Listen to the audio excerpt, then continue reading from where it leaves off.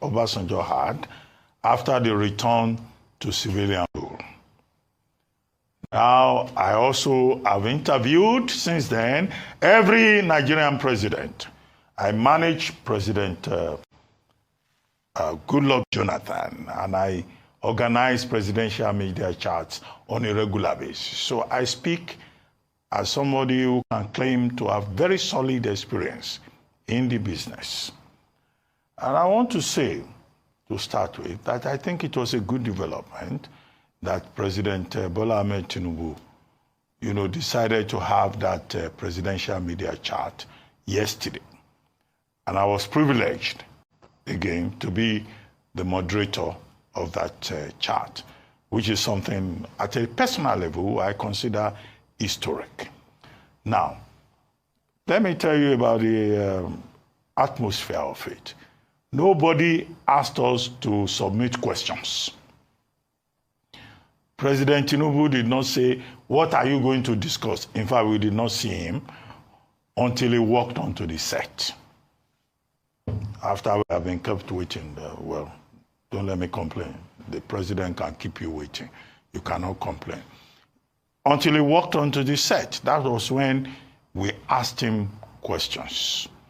And I was impressed with the fact that he was in very good spirits and he was prepared to take on the encounter and he was ready to talk to Nigerians. I think, by way of recommendation, as an ancestor in this business, is something that I would like to recommend to his media team, that they should do it more regularly. This is the first one. Let him do it again and again and talk to Nigerians. Now, this particular material has gone out there and we have interviewed him. Nobody is complaining because nobody asked us to come and give them any questions or anything. And I stake that on my own integrity. Now, going beyond that, you go to the substance in terms of the details. In the course of the interview, I thought one of the things that stood out, apart from what people have been talking about, is a concern about hunger in the land. I asked the president that, look, people are dying. 65 persons have died this period because they are hungry. Do you promise that it will not be like that next year? I asked him again about food security. And he said, we're bringing 2,000, tractors we have support from Saudi Arabia. I went to Brazil and all of that, and that hunger will no longer be a problem. The footnote I would like to add to that is to say that the president, having said that, the states also have to take a cue from that. Because making sure that Nigerians don't go about saying, power, we are hungry, and we are dying either in Anambra or at the Federal Capital Territory, the president also needs to have the support of the states. I know Governor Baku of Niger State is committed to agriculture. In Niger State, agriculture, in fact, is the main thing. Governor Bago of Niger State calls himself the farmer governor.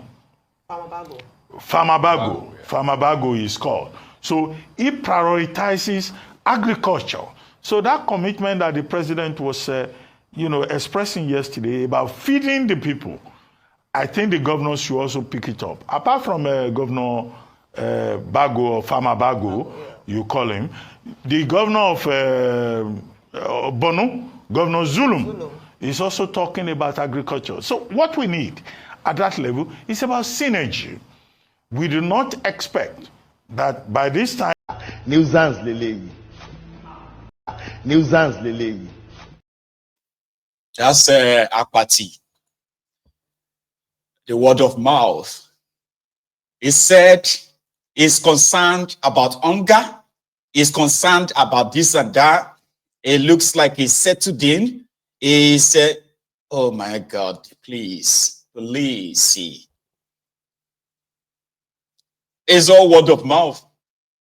Yeah, words of mouth. I assure you, that was Bokwari. It was assured, I assure you, I assure you, I assure you.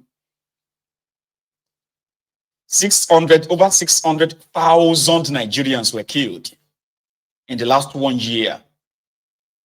2.3 million Nigerians were kidnapped in the last 1 year. Over 2.3 trillion naira was paid as ransom to kidnappers in Nigeria in the last 1 year.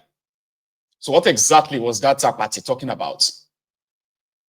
They went there, or you want them to do it regularly, because there is this package called "Thank you for coming." Brown envelope journalist. Thank you for coming. Oh yeah, take this one for your transportation. Hello, and how much is there? You know, wow, things are expensive now. I hope all of you know. Yes, I know we have taken care of that. Okay. We are not giving you money in dollars. I mean, sorry, in naira. We are giving you in dollars. So check it very well. That's $10,000 for all of you for coming and for doing the job in misleading the people. Somebody said, why didn't they invite the likes of Rufai, Sheung, even Sheung that usually asks stupid questions too? Why didn't they invite Sheung? Because even if they invited them, except for Rufai, which is likely going to possibly go beyond what he is told to ask. Okay? So why did they have to pick the regular ones? Even Mokwe Ogun. That's why I'm like, what happened? Go now.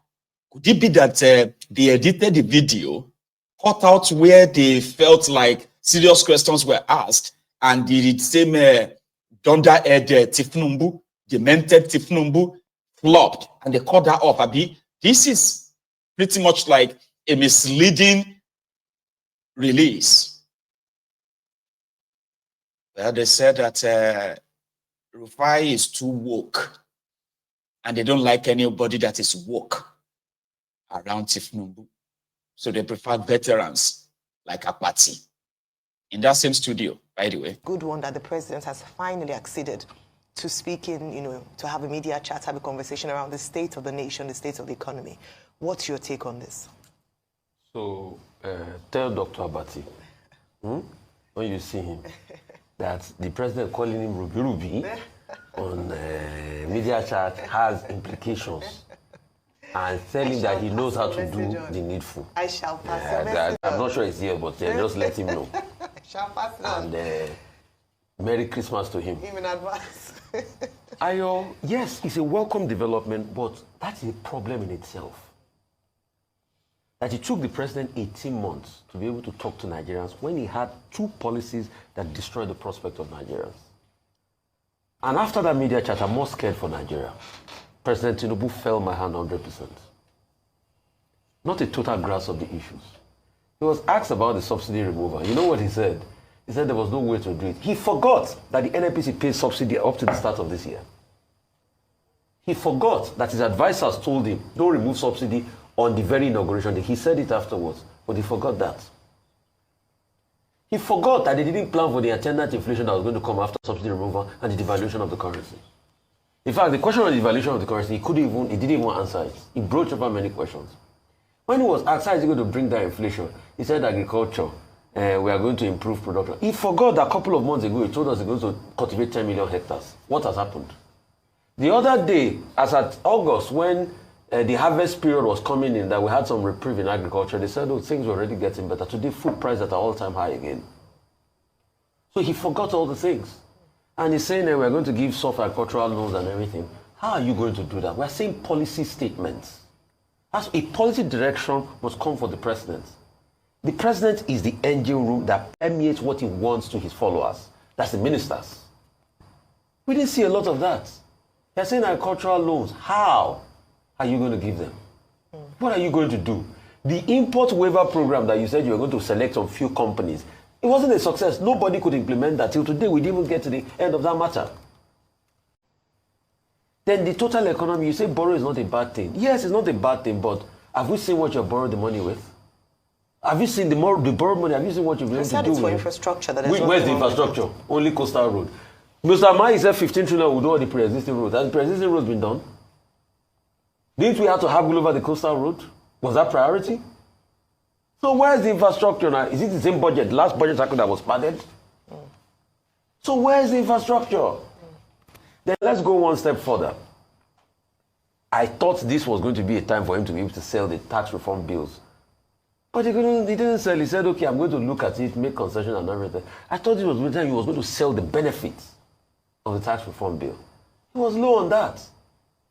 When he was asked questions about the military, yes, it was a good one to say, okay, I have confidence in the military, but also you must be able to say that we're going to have a level playing field also of integrity and accountability. The military has been getting a lot in budgetary allocations. In this budget cycle, you're going to get about 4.9 trillion. Don't we expect things to have improved? He said they will not probe the military. So people that died in Okwama will die in vain, Abi. Do you know that some people are still picked up in Okwama and being tortured? And you say we are not going to probe the military? The Okwama scenario, uncle. So those ones should go and die. President Tinubu also talked about the sharing of palliatives. Yes, I know he commiserated with people. But we have a general malaise and a general cultural ineptitude as regards it. He was saying that they shared palliative with Bodilon. And nothing of such happened. President Tinubu, with due respect, that's not true. I've passed through Bodilon on nights where they share palliative. People are on the road. If a car loses control, it will hit those people. It's not as well coordinated too. So we have a general malaise of crowd control. Most people just sip onto the road. I understand the fact that he needs to show hope and everything. It's good. It was in good form yesterday. But for me, like I say, hope is not an empirical proposition. We want to be able to see targeted outcomes. And when he said they should show us one minister that's not working, President, with due respect, this is the answer to the question. What has happened to the marine minister? Have we seen anything? I know he's have relations to you. What has happened to the power minister? Band A today has totally collapsed. You don't think Band A don't even get lights. You get lights. I am Band A. So the minister just talks from today till Kutu Winje. Apart from few ministers we can mention of. In fact, he himself contradicted himself when he was saying that, oh, I won't cut the cabinet. But you are talking about cutting cost of government and you're saying you're sticking with the cabinet, where a lot of people are moribund there. There are some ministers you don't even know their names. I was in a parley one day where somebody in the information sector was saying, no, we don't even know what some of these ministers are doing. All right. And you were talking that we can make more from solid minerals, but you are saying we can do more. Why has Mr. Alake brought the money in? So there are numerous things we should be able to.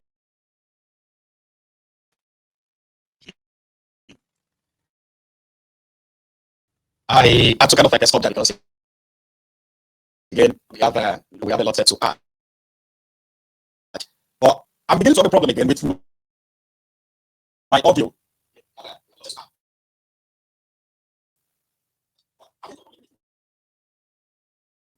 I think my audio is acting up. It's just me. That's strange. Something is already cracking up again. Something not good. So what happened is that I'm going to add. Yeah.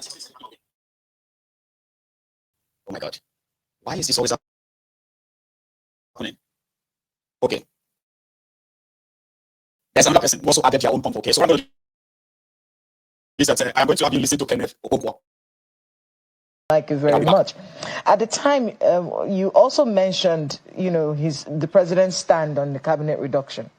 Oh, yes. Because that was one of the conversations that was had. I think it was Mr. Babajide Titoju who asked him yesterday, how are you going to reduce cost of governance? This cabinet is one of the biggest. I know you've done some reductions before.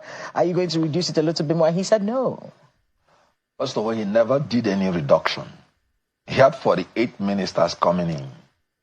When he removed 5, he replaced it with 7. So the issue here is that, like I told you, there is a president that is living in an alternate universe. He said we must learn to live within our means. We should not be spending more than we are producing. How can a government in a capitalist economy? I'm going to put that back on. But I want to be very sure that something is not amiss. That my audio. I want to be very sure. Okay, I think my audio is. Well, I do. So my audio just acted up earlier, and I want to be sure that you can feel it better. Is it better now? One win wa. One ma try ni. One come try ni. One win. You know. So I think it is better now. Is it? So now, Kenneth Okonkwo, among those who reacted, who have been reacting to that, what do you call it, to that shameless outing, he himself, like myself, said he blames the interviewers, the supposed paid or hired journalists. They were only there, okay, to not make him uncomfortable. Just ask him some of these pedestrian questions, okay, with no follow-up questions that will make him uncomfortable. And then this was never going to be live. It was supposed to be live. Sure, you get now, if they are like, okay, everybody, we are tuning in live with Tinubu, not recorded, it would have probably sort of saved them the shitty job they did. So let's go back to Kenneth. I think the audio is better now. So let's go back to Kenneth quickly. Thank you very much. At the time, you also mentioned, the president's stand on the cabinet reduction.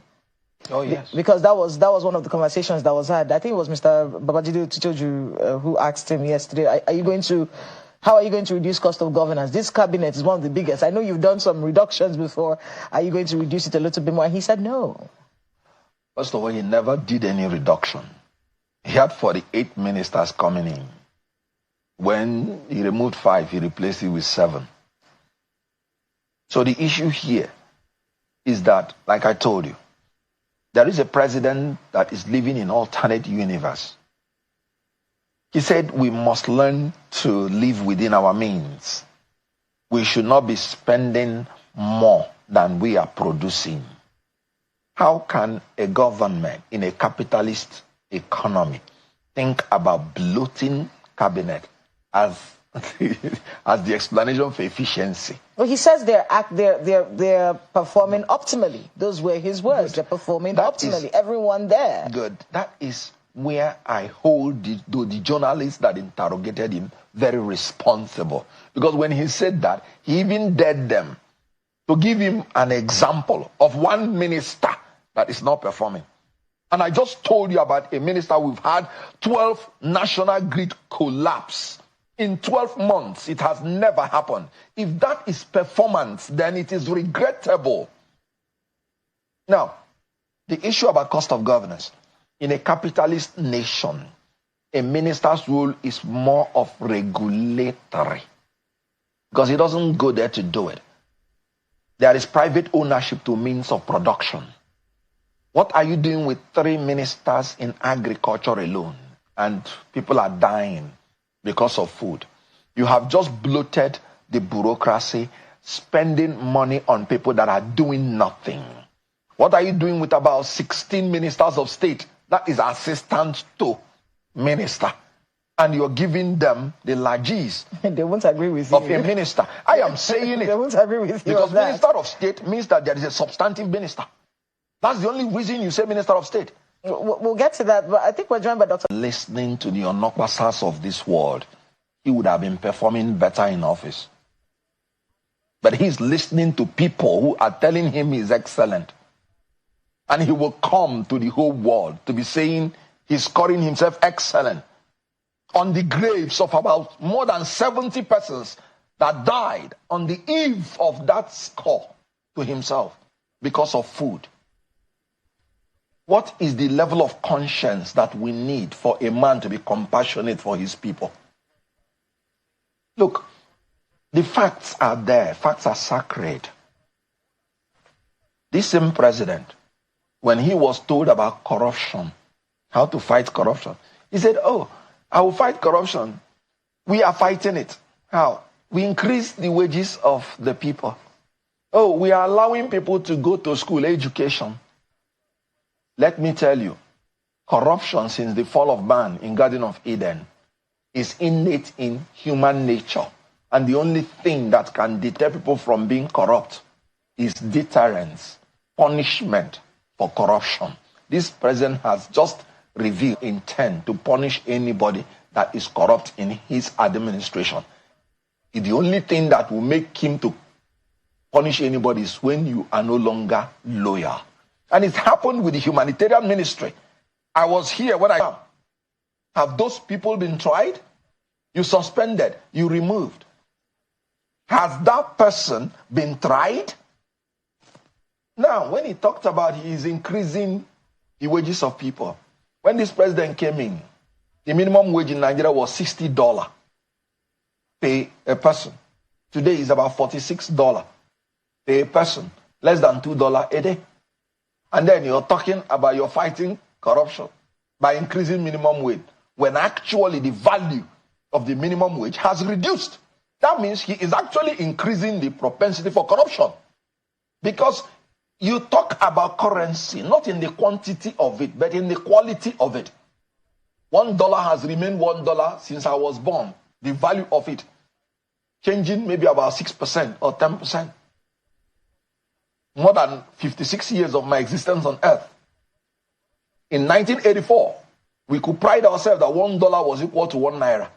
Today, 1,900, it reached that point, was equal to $1.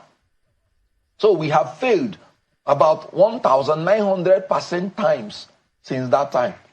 And there is a president sitting down telling you he's excellent. Now, let me tell you about the subsidy that he talked about. Petrol price is not 1,000 naira because of removal of subsidy. When subsidy was removed, the price came to about 517 naira to per liter. What cost the per liter fuel to reach 1,000 something is the devaluation of the currency. Now, economically, any president that is sound economically, you do not devalue your currency when you are a net importer of resources. When he devalued that currency, Nigeria was importing 100% of refined products. What it meant was that you have made your importation more costly than your exportation. And then, even the government could not afford that price. That was why they had to introduce some kind of subsidy again. They removed it completely. But because of the devaluation of Naira by more than 300%, from about 500 Naira to 1,700, and it jacked up the price of fuel to about 1,000, more than 1,000. So the issue here is that there is a government that is lacking in knowledge, in economics, in emotional intelligence, and in reality. They are living in alternate universe. The problem with this government is that they are bold to take decisions, but they want to extort all the sacrifice from the people. Because people have to be the ones to pay, not them. Currently in Tinubu's government, you that is watching me, be honest, whether you are a Ronuku or a Ronu Nazi, Lagos Abobaku or Oshogbo Alimajiri, a bad idiot or a bad stud, be honest. Out of 49 ministers of Tinubu, how many of them do you know? And their names, how many? Be honest. Now, maybe Ronukus won't really answer. So those of you who are like general, member of this platform, how many of Tinubu's ministers do you know? You don't have to know their full names. Just like, okay, Minister of Agriculture, a Minister of Housing, or Minister of Youth Development, Minister of Sports. How many of you know who is the Minister of Sports here? How many of you? Don't go and check. Don't go and check your. Don't go and check Google right now. Just type it as I'm talking right now. Give me the names. How many of you know the minister? I know me. You don't see me. I follow them all the time. I do not know these guys. I know this former governor of Jigawa. What is his name again? Badaru is your Minister of Defense. The other terrorist from Zamfara is the Minister of Defense for State, Patawali. I know your Minister of Interior. I don't know your Minister of Police Affairs. I don't know the name of your Minister of Housing. I don't know the name of your Minister of Youth Development. Musawa, I know that Musawa. I think that one is Minister of Culture. I'll be waiting to be that one again. Who is your Minister of Trade? Who is your, do you know them? But they exist. Who is the Minister of Livestock? Everybody, they collect. And I know whom I Devulu Mayi, Minister of Works. I know the Minister of the FCT. With a wiki. Who else do you know? You. Out of 49 ministers in Nigeria under Tinubu, how many do you know?